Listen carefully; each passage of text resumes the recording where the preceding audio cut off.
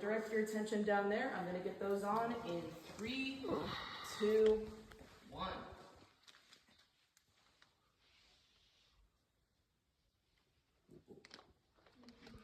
Nice.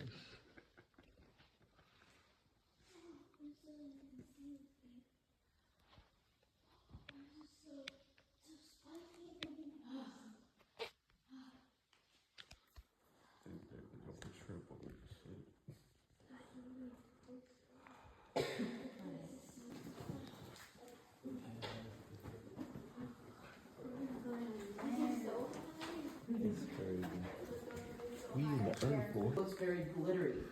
The reason this place got the name specifically Diamond River is because this calcite dehydrated in like such a specific way, the way it crystallized made those crystals look extra big. Formed at a very slower pace, it'll make those crystals bigger, but we're not sure like how that process happened of it drying out like that. Formations growing on the bottoms of them. Of course, these are ones you can touch because, you know, some of ours yeah, that's something I always hear a lot. I always ask kids if they can see if they can find Batman.